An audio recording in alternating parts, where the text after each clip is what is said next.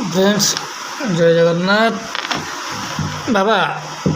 बाबा र शुणु हाथ कल दूसरे किसी ये खाली हाथ खाली हाथ हल्ले बाटे जानी किसी कहन कौन कह देखिए कह किसी तो कहबुनि खाली हाथ हल्ले बाटे जानी तो सांग मैंने आम आज कुआर जाए कहीदेवटी जेजो घर को तो आमर आज शाशु माँ मरबार 9 दिन आम आज घर को जीवु ए बाहर किंतु ये टुका जीवनी ये बालका को नबुनि भारी दुष्ट होको आम ये छाड़ी आम समस्ते जीवु ये बालका को नबुनि सी एकुटिया ये रही ठीक अच्छे तू जीवु ना जीवनी जीवु यार दुष्ट हो जदि दुष्ट न हो जीवु तो सांग देखते कहला मु दुष्ट हेबिनी हेबू पुणी कहले दुष्ट हो बोली तार तू जीवार आज चांस ना तू इठी रही मार तू रही आम आमर जीवु ठीक अच्छे आम ए रेडी है आमर सब आमर जिनस सब पैक सैला यहाँ कौन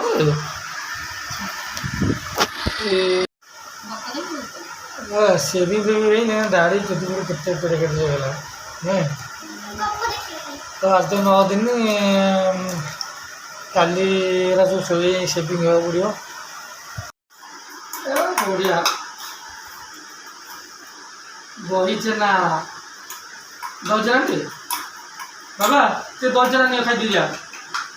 बढ़िया देखिया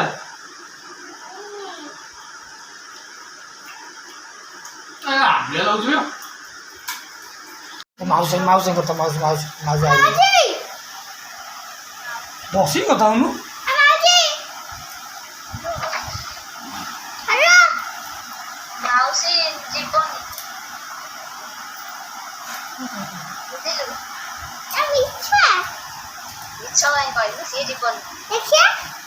कौन देखिए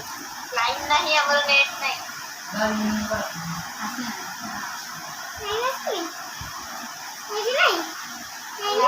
लाइन नहीं तो हाउ ना आजा चुमान ना पड़ी तू कोड़े अछु की तू कोड़े अछि घरे माने कोठी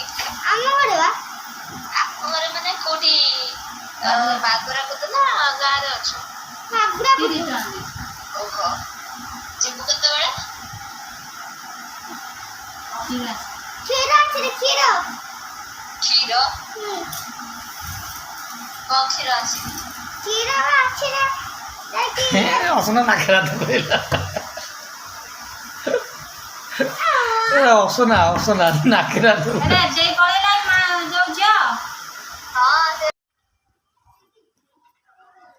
अरे हे मौसा जण आसले बिकिया पे मौसा आसंत अरे जो अभी कौन आने वाली हाँ आसंत मौसा आसंत से घर दे जे ये कोला मम्मी मैं चाय रे पियाई आसंत मौसा घर को आसंत आसंत आसंत चाचली कितने बजे बोलने हो गया हां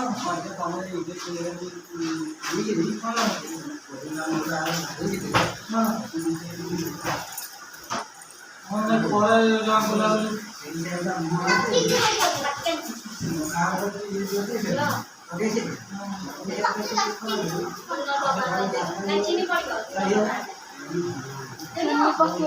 तुम्हारा मौसा खाए पे करान बोल दो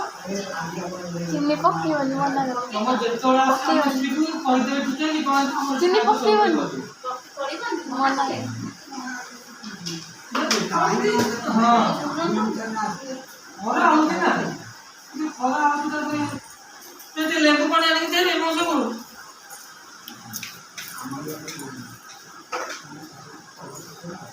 कोड़ा खाइबो हां हां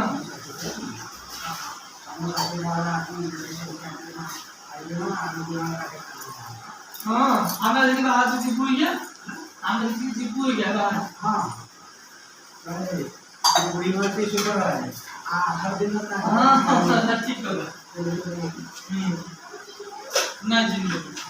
चीनी तोड़ी वाले खाली लूण पकेगी जो आता हमने आसी को खाना बनो जरूर सुधा सुधा जो बोल जाए ये सब काम कर दिए काम हो ରାତିରେ ସେଇ ଏମିତି ରହୁ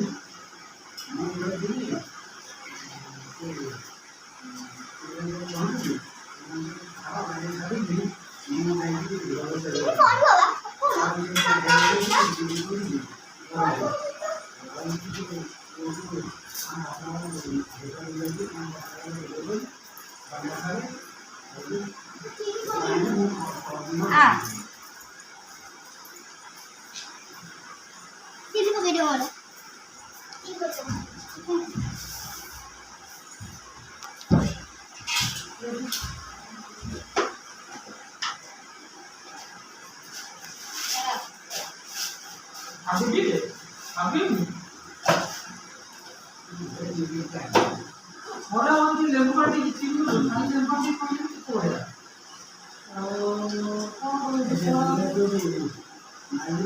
ହଁ ହଁ ହଁ ସେଥିରେ ଖାଇବା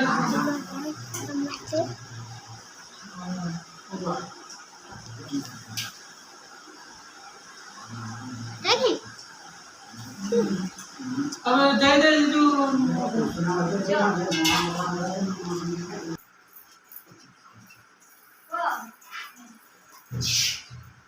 ଖରାରେ ବେଶୀ ବୁଲାବୁଲି କରିବେନି ଯେତିକି ହେଲା ସେତିକି ପଳେଇବେ କ'ଣ କରିବା